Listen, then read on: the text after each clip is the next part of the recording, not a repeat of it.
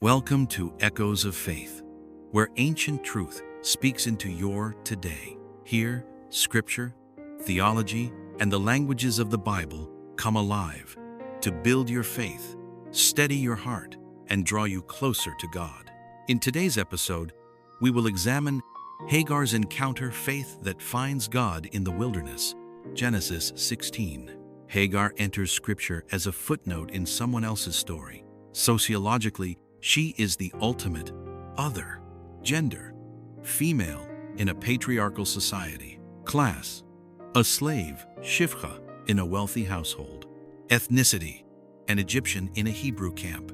1. She suffers from what sociologists call intersectionality of oppression, multiple layers of marginalization that rendered her voiceless. She was not consulted about becoming Sarah's surrogate. She was used as biological capital, blamed for the resulting tension, mistreated, and eventually driven into the wilderness.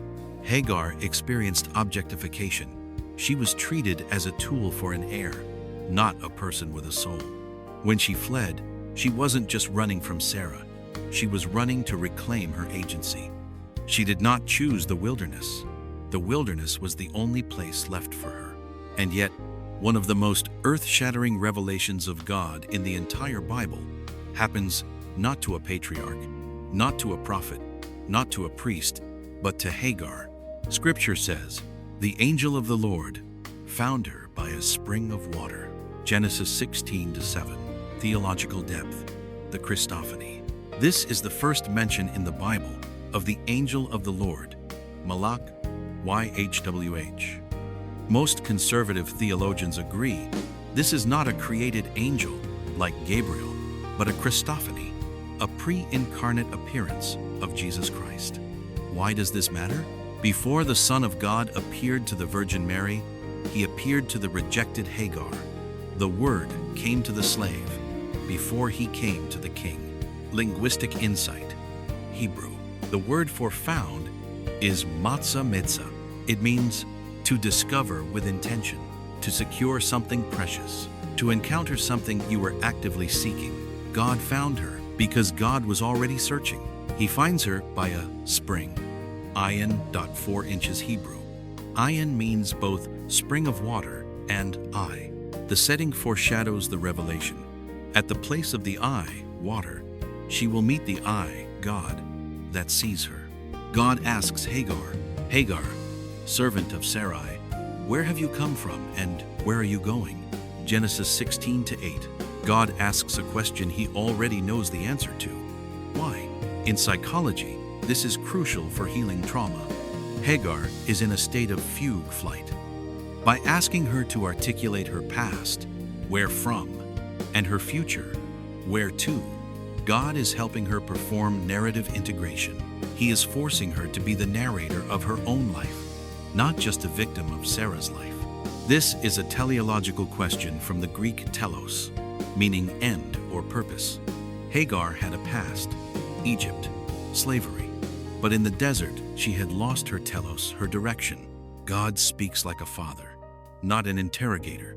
He validates her reality. Hagar responds with broken honesty. "I am fleeing from my mistress." She doesn't make excuses. She speaks her truth. Then comes the moment that disrupts the entire patriarchal structure of the ancient Near East. Hagar names God. She gave this name to the Lord who spoke to her. "You are the God who sees me." Genesis 16:13. Hebrew, El Roi, El Rach, El Roi. El, the strong one. God. I one, the one of seeing. The French philosopher Jean-Paul Sartre argued that the gaze of another person objectifies us. It turns us into an object in their world. Hagar had only known the objectifying gaze. Sarah looking at her womb, Abraham looking at her utility. But El Roi is the divine gaze. This is not panopticon surveillance, watching to punish. This is recognition. In philosophy, George Berkeley famously said, "Esse est pi." To be is to be perceived.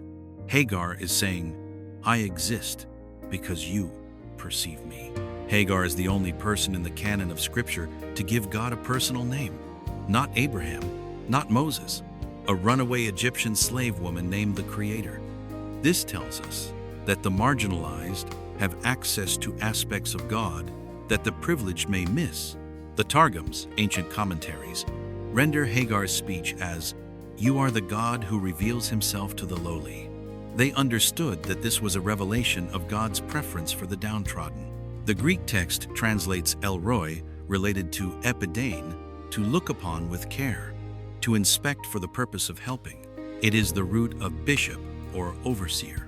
God is the overseer of the soul that has no earthly guardian. Tu Deus qui vidisti me, Jerome's commentary notes. He sees the hidden tears that others ignore. God tells her to name her son Ishmael Ishem, Yishma, he hears. El, God. She calls God, the one who sees. God calls the son, the one who hears. Hagar learns the full sensory engagement of God. He is not a distant deist clockmaker. He is intimately perceptive. God tells her to return to her mistress. This is the hardest part of the text. Why send her back to abuse? God does not send her back to be a slave in her mind. He sends her back with a promise and a revelation. She returns, but she returns empowered. In Stoic philosophy, true freedom is internal.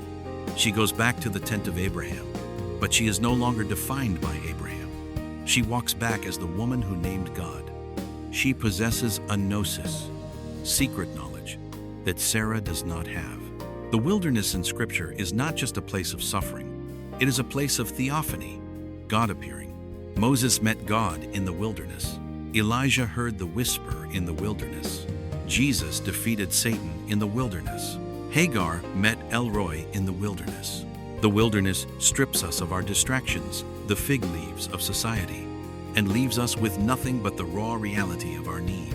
That is where God appears. A woman feels invisible in her workplace, her family, her relationship.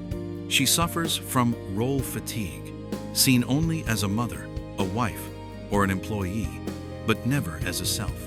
She prays but feels unheard. One night, in quiet desperation, she cries alone. Suddenly, a thick peace fills the room. She feels noticed.